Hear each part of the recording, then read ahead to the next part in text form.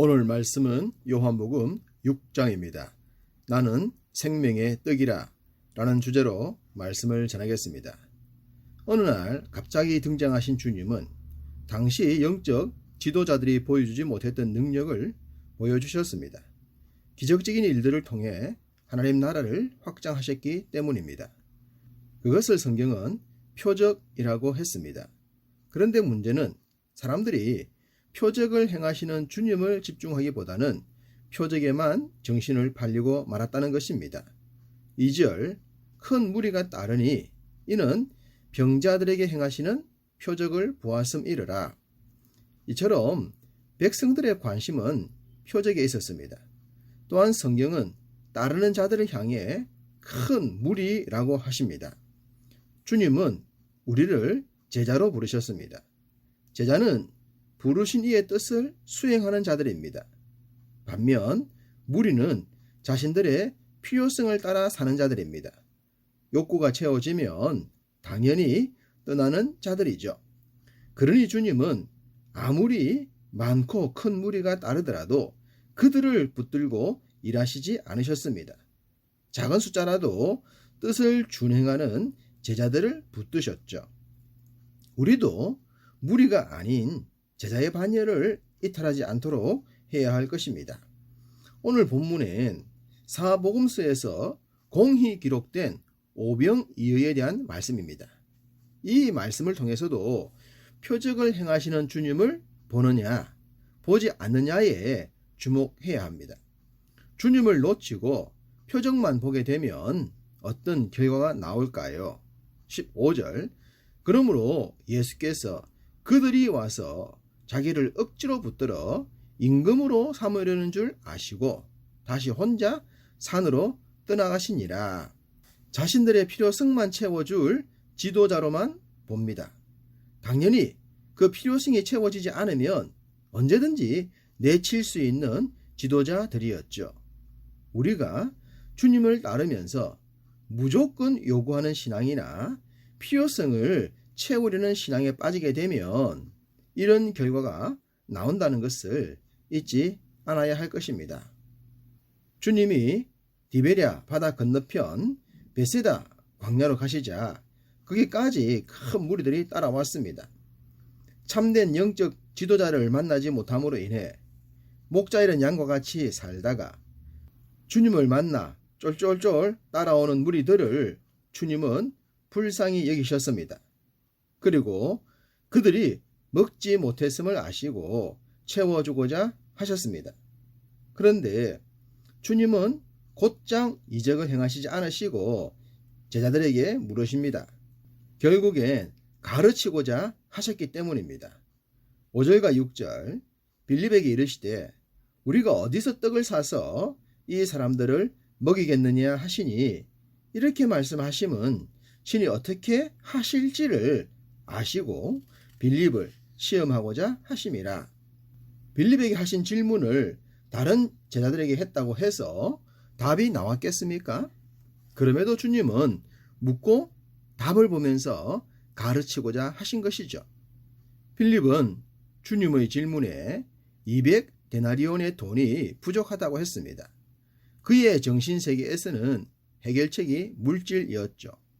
어쩌면 빌립의 대답이 오늘날 우리들의 대답이지 않을까 싶습니다. 그러자 안드레가 살짝 끼어듭니다. 한 아이가 갖고 있는 보리떡 5개와 물고기 2마리가 있는데 사람들에게 과연 어떻게 되겠습니까? 라고 말입니다.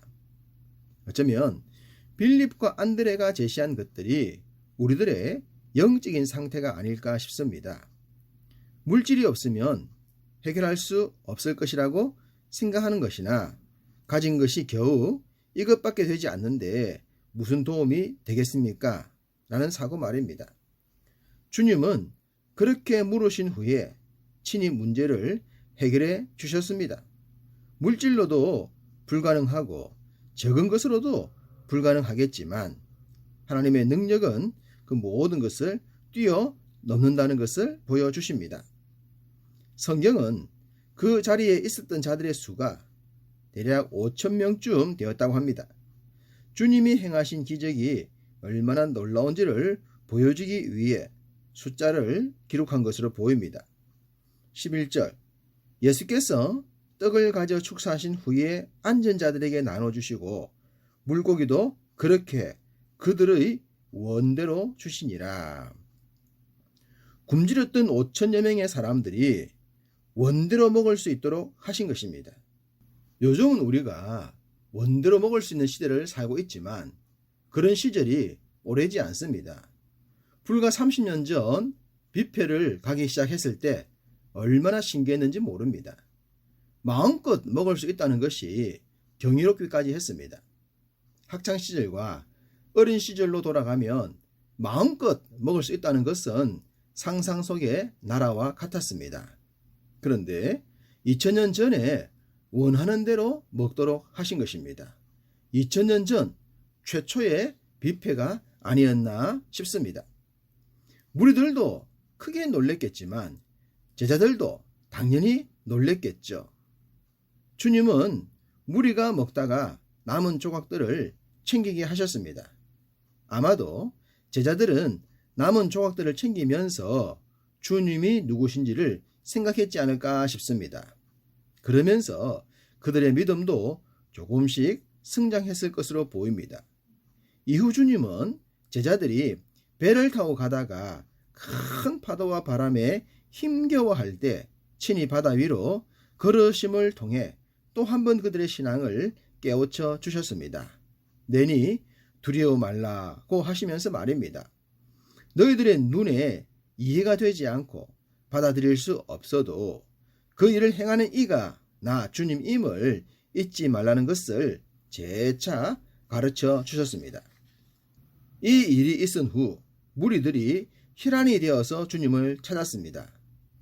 그러자 주님은 그들이 배고픈 까닭이라고 하시면서 궁극적인 말씀을 주셨습니다. 35절 예수께서 이르시되 나는 생명의 떡이니 내게 오는 자는 결코 줄이지 아니할 터이요 나를 믿는 자는 영원히 목마르지 아니하리라. 사마리아 수가성의 우물가에서 여인에게 하셨던 말씀도 영원히 목마르지 않을 것이라는 내용이었죠.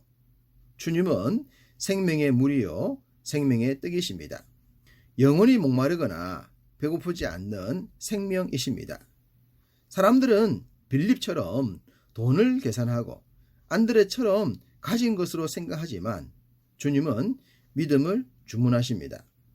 나사로의 동생 마리아에게 내가 믿으면 나의 영광을 보리라는 말씀을 우리에게도 하시고 계십니다. 주님은 기적을 통해 복음의 핵심을 전하십니다. 그리고 자신의 모든 일은 하나님과 연결이 되어 있다고 하셨습니다. 40절 내 아버지의 뜻은 아들을 보고 믿는 자마다 영생을 얻는 이것이니 마지막 날에 내가 이를 다시 살리리라 하시니라. 이미 38년 된 병자를 고치시는 일을 통해 주님은 하나님의 아들이라는 가르침으로 인해 신성모독죄에 걸린 상태였습니다. 여전히 하나님의 아들 되심에 확신이 부족했던 제자들을 위해 위험했던 이 가르침을 반복하신 것입니다. 57절 살아계신 아버지께서 나를 보내심에 내가 아버지로 말미암아 사는 것 같이 나를 먹는 그 사람도 나로 말미암아 살리라. 주님을 인격적으로 영접하는 자는 하나님과 하나가 되고 영생의 축복이 뒤따릅니다. 이것이 우리 믿음의 핵심 내용이죠. 주님 곁에는 무리들도 많았지만 제자들도 다양했습니다. 60절 제자, 61절 제자들, 66절 제자 중. 그러다 보니 이들 중에도 말씀에 걸려서 떠나는 자들이 나왔습니다. 66절 그때부터 그의 제자 중에서 많은 사람이 떠나가고 다시 그와 함께 다니지 아니하더라. 복음의 내용을 누구나 감당하는 것은 아닙니다.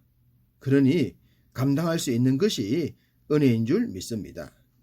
65절 또 이르시되 그러므로 전에 너희에게 말하기를 내 아버지께서 오게 하여 주지 아니하시면 누구든지 내게 올 수 없다 하였노라 하시니라.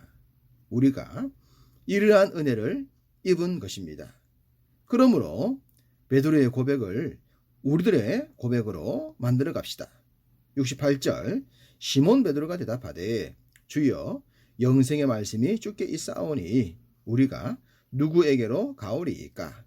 언제나 이 말씀처럼 살아가는 여러분 모두가 되시기를 주님의 이름으로 축복합니다.